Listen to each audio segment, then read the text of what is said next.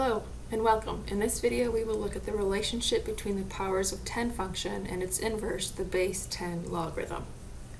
The powers of 10 function, y equals p of t equals 10 to the t, is an exponential function with base greater than 1. Since the growth factor b is greater than 1, we know from our previous studies that p is always increasing and thus its graph passes the horizontal line test. And from our previous work with inverses, we can therefore conclude that p has an inverse function. That means we know there exists some other function, let's say L, that says the same thing as p, just from a different perspective. So let's take a closer look at what we mean. Let L be the inverse function of y equals p of t equals 10 to the t. Since L is the inverse of p, we know that writing y equals p of t and t equals L of y are equivalent, and they're just saying the same thing from two different perspectives. For example, we know p of 3 equals 10 to the third, which equals 1,000, and we can say the same thing from a different perspective by using the inverse function L and writing L of 1,000 equals 3. Similarly, we know p of negative 2 equals 10 to the negative 2, which equals 1 over 10 squared, which equals 1 over 100. And we can say the same thing from a different perspective again by using the inverse function L and writing L of 1 over 1,000 equals negative 2. We call this new function L the base 10 logarithm. Here's the formal definition of the base 10 logarithm. Given a positive real number y, the base 10 logarithm of y is the power to which we raise 10 to get y. We use the notation logarithm base 10 of y to denote the base 10 logarithm of y. Let's look more closely at how the base 10 logarithm is related to the powers of 10 function. In the powers of 10 function, the input t is the power to which we raise 10, and the output is the corresponding power of 10. If the base 10 logarithm is the power to which we raise 10, then what we're really saying is that the logarithm base 10 of y equals t. And that means the output for the base 10 logarithm is the power to which we raise 10, and the input is the corresponding power of 10. We notice that the input and output of these two functions have reversed, which is an important quality of inverse functions. This emphasizes the fact that the powers of 10 in the base 10 logarithm are inverse functions. Now let's practice using the idea that the powers of 10 in base 10 logarithms are inverses, as well as develop some fluency with the notation of the base 10 logarithm. So again, we have y equals p of t equals 10 to the t, and its inverse function L of y equals log base 10 of y equals t. When t equals 3, we know 1,000 is 10 to the power of 3. And in the notation of logarithms, we can write log base 10 of 1,000 equals 3, which is saying 3 is the power to which we raise 10 to get 1,000.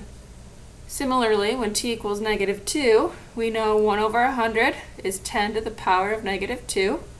In the notation of logarithms, we can write log base 10 of 1 over 100 equals negative 2, which is saying negative 2 is the power to which we raise 10 to get 1 over 100. On the last slide, we saw that 10 to the third equals 1,000, and we can rewrite that as log base 10 of 1,000 equals 3. We can actually rearrange these equations to see another important relationship between inverse functions. Knowing that 10 to the third equals 1,000, and we can substitute the 1,000 in log base 10 of 1,000 with the quantity 10 to the third. This gives us log base 10 of 10 to the third equals 3. Notice that the original input is 3, it produced an output of 1,000, and then that output was inputted into the base 10 logarithm to produce a final output of 3. All of this to say that performing these two functions in succession results in an output equal to the original input. In other words, the powers of 10 function and the base 10 logarithm function reversed each other's processes. Similarly, we could work in the other direction. Knowing that log base 10 of 1,000 equals 3, we can substitute the 3 with log base 10 of 1,000, giving us 10 raised to the log base 10 of 1,000 equals 1,000.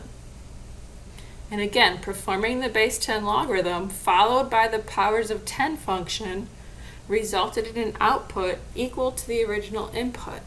So we see yet again that the base 10 logarithm and powers of 10 function reversed each other's processes. We'll wrap up this video by summarizing the properties of the powers of 10 and base 10 logarithm functions.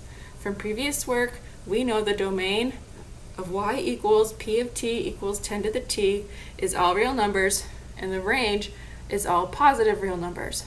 Because L of y equals log base 10 of y equals t is the inverse of function p, we know the domain and range will switch. So the base 10 logarithm has a domain of all positive real numbers and a range of all real numbers. Next, we should also mention that 10 to the 0 equals 1, and using the notation of logarithms, we can say the same thing from a different perspective. That is, log base 10 of 1 equals 0. Lastly, we can use composition of functions to say that L of p of t equals L of 10 to the t, which equals log base 10 of 10 to the t. And from our previous work, we know that these two functions reverse each other's processes, and thus this expression simplifies to equal t. Similarly, p of L of y equals p of log base 10 of y, which equals 10 raised to the log base 10 of y, which equals y, because again, these inverse functions will reverse each other's processes. In future videos and work, we will look at the properties of one more important logarithmic function and then use the properties to help us solve exponential and logarithmic equations.